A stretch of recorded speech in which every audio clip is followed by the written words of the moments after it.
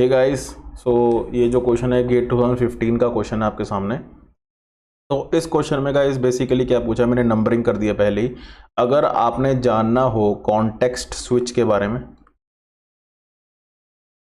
या आपने जानना हो रेस अराउंड कंडीशन के बारे में, तो ये क्वेश्चन है जो वो बहुत अच्छा क्वेश्चन है। देखिए, मेरा शुरू से ये रहा है, आपने जितने भी वीडियोस मेरे चैनल पे देखे होंगे, कि हम क्वेश्चन के साथ कॉन्सेप्ट पढ़ते हैं, ठीक है ना। तो कॉन्सेप्ट विद क्वेश्चंस।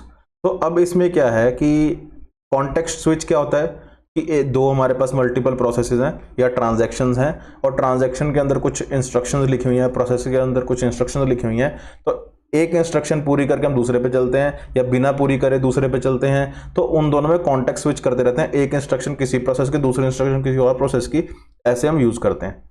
और रेस अराउंड कंडीशन क्या होता है? वैसे कॉन्टेक्स्ट स्विच का आपको बेनिफिट क्या होगा? कॉन्टेक्स्ट स्विच का बेनिफिट ये होता है कि हर प्रोसेस को ऐसे लगता है कि सीपीयू उसे एलोकेटेड है, ठीक है। जैसे हमारे जनरली हमारे सिस्टम में होता है, मल्टीपल प्रोसेसेस ऑपरेट करते हैं।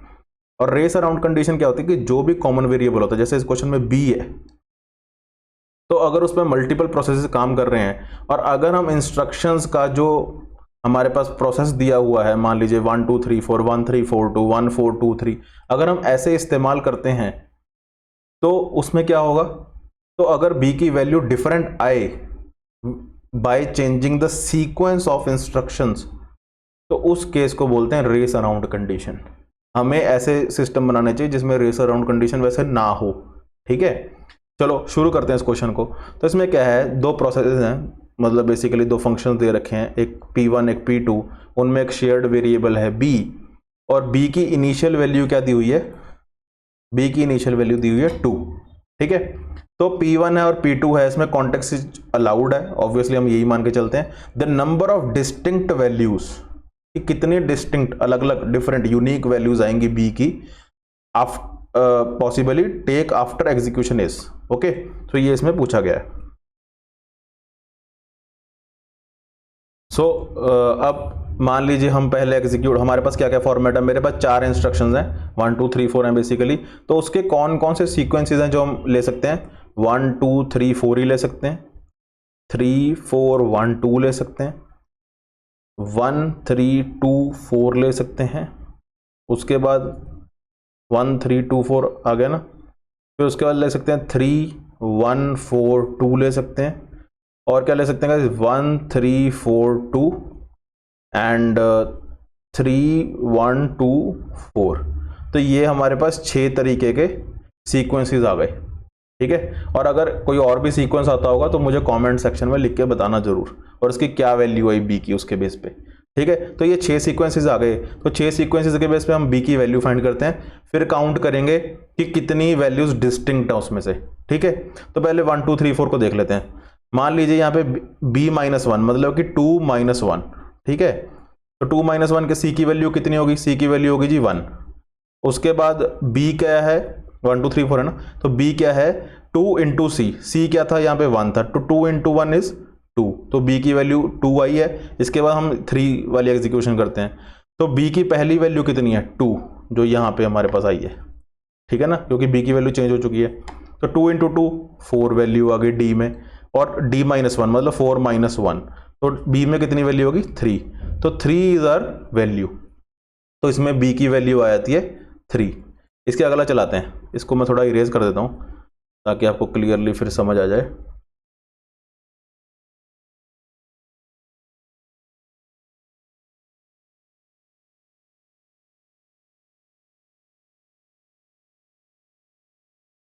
ओके, अब ये क्लियर है। नाउ अब हमने चला 3 4 1 2, ये हमारा थर्ड था, ठीक है। तो 3, बी की वैल्यू कितनी है? 2, 2 इंटू 2 4, बी में आ गया, सॉरी डी में आ गया 4, तो 4 -1, बी में आ गया 3। उसके बाद सी की वैल्यू b -1, बी की वैल्यू कितनी है? 3, तो 3 -1, सी में क्या आ गया? 2, तो 2 मल्टीप्लाई बाई 2, बी में आ गया 4, तो इसकी वैल्यू आ गई है 4, ठीक है। अब फिर इसे इरेज कर देते हैं।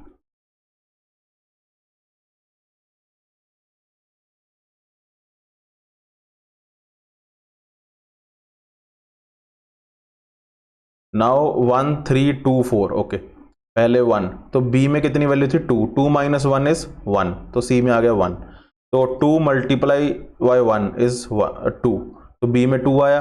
अब यहाँ पे डी की वैल्यू क्या है, हम क्या चल रहे हैं 1 2 3 4 तो होगा, सॉरी यहाँ पे 1 3 2 4 है, तो पहले सी में क्या आया, सी में 1 आ गया है, उसके बाद डी 2 इंटू बी में तो ऑलरेडी अभी भी 2 ही है, तो 2 इंटू 2 4, डी में आ गया 4, इसके बाद हम चलेंगे 2 पे, तो यहाँ पे क्या गया 2 इंटू सी में पहले ही मैंने 1 रखा हुआ है, तो 2 इंटू 1 इज 2, तो बी की वैल्यू 2, इसके बाद यहाँ पे आ गए, तो B equal to D minus 1, यहाँ पे डी में वैल्यू क्या थी 4, तो 4 माइनस 1 इज 3, तो 3 हमारे पास पहले ही आ चुका है, ठीक है, तो हम यहाँ पे लिख लेते हैं वैसे जानकारी के लिए कि 3 आया है। इसके बाद मेरे इज दिस,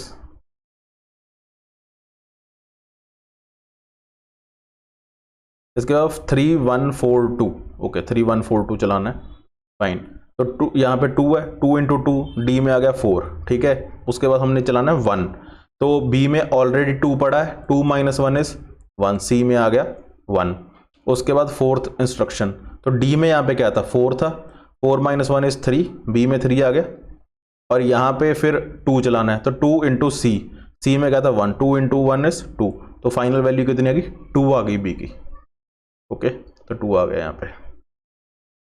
नाउ 1 3 4 2,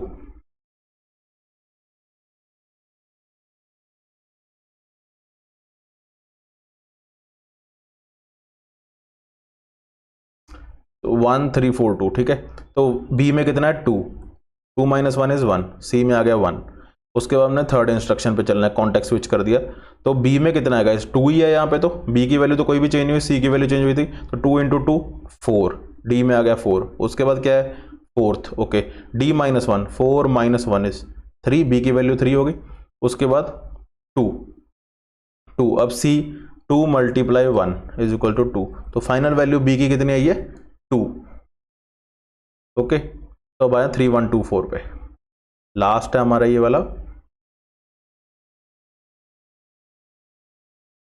ये गाइस हम कॉन्टेक्स्ट स्विचेस कर रहे हैं, ठीक है ना, तो कॉन्टेक्स्ट स्विच में ये ऑप्शन आते हैं हमारे पास, पहले third instruction, okay third instruction क्या है 2 इंटू 2, बी की वैल्यू में दी हुई है, तो क्या आ गया डी आ गया 4, उसके बाद हमने चलना है फर्स्ट पे, ओके तो बी की वैल्यू कितनी 2 ही दी हुई है, वो तो चेंज नहीं हुई, डी की वैल्यू चेंज हुई थी, 2 माइनस 1 इज 1, उसके बाद सेकेंड, तो अब 2 इंटू सी कितना है 1 है, तो 2 मल्टीप्लाई बाई 1 इज 2, और फोर्थ इंस्ट्रक्शन डी कितना हमें दिया हुआ है 4, तो 4 माइनस 1 इज 3, राइट, तो 3 आ गया। अब इसमें से पूछा डिस्टिंक्ट वैल्यूज, 3 3 3, मतलब 3 एक डिस्टिंक्ट वैल्यू है, फिर 2 एक डिस्टिंक्ट वैल्यू है, और 4 एक डिस्टिंक्ट वैल्यू है, ठीक है, सो 2 3 4, नंबर ऑफ कितनी डिस्टिंक्ट वैल्यूज आ गई 3 डिस्टिंक्ट वैल्यूज आ गई, 2 3 एंड 4, ठीक है ना, तो इसका आंसर आ जाएगा इस 3, number of distinct values that B can possibly take after the execution is 3, okay, thank you.